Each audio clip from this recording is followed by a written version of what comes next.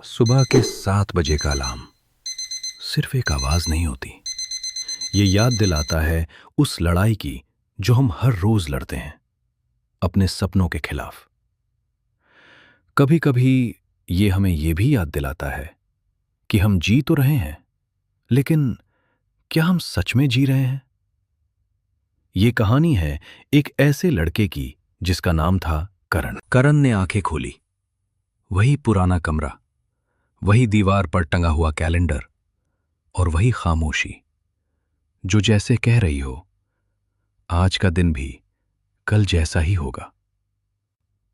उसने धीरे से हाथ बढ़ाया, तकिए के नीचे रखी डायरी को छुआ, लेकिन आज भी वो उसे खोल नहीं पाया।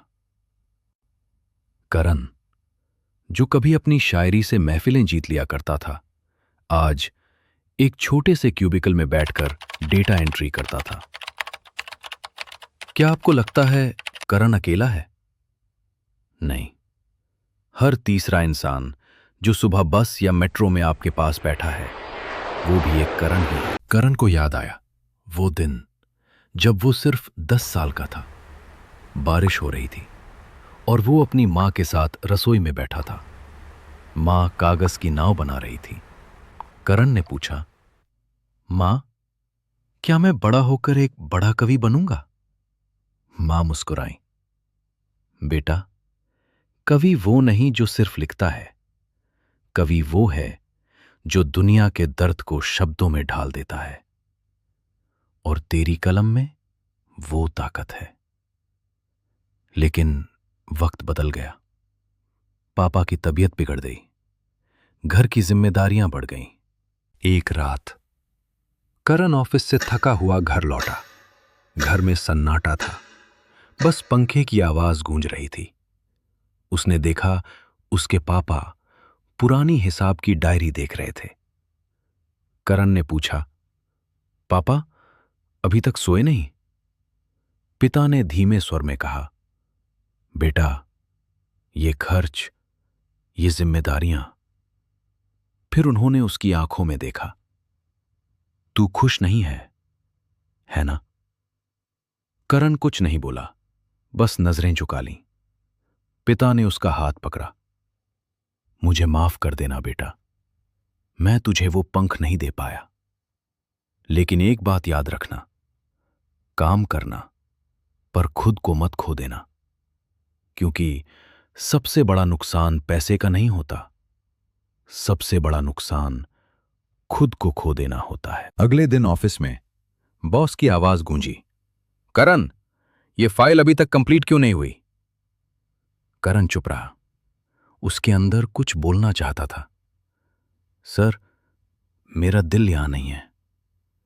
लेकिन वो कुछ नहीं बोला, क्योंकि उसे पता था अगर ये नौकरी गई तो घर की उम्मीद भी चली जाएगी। एक दिन उसे उसका पुराना दोस्त समीर मिला।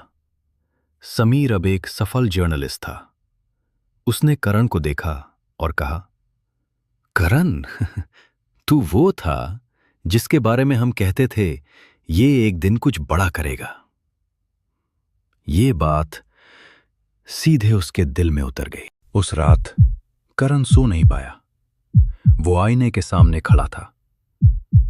उसने खुद को देखा, लेकिन उसे अपना चेहरा अजनबी लगा, जैसे वो खुद से दूर हो चुका हो। और तभी उसके अंदर एक आवाज आई, तू जी नहीं रहा करण, बस जीने का नाटक कर रहा है। उस रात 3 साल बाद करण ने अपनी डायरी खोली। उसने लिखा, जिंदा होना और जीना 2 अलग बातें हैं। उस दिन से सब बदल गया। वो सुबह 4 बजे उठने लगा। जब दुनिया सोती थी, वो अपने सपनों को जगाता था। 1 साल बाद एक बड़ी बुक लॉन्च थी। जब नाम अनाउंस हुआ, प्लीज वेलकम करण, पूरा हॉल शांत हो गया। करण स्टेज पर आया, साधारण कपड़ों में, लेकिन आत्मविश्वास के साथ।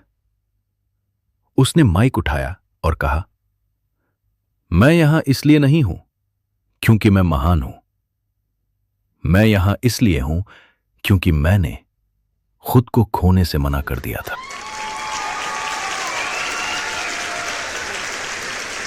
तो दोस्तों, करण की कहानी सुनकर आपको क्या लगा?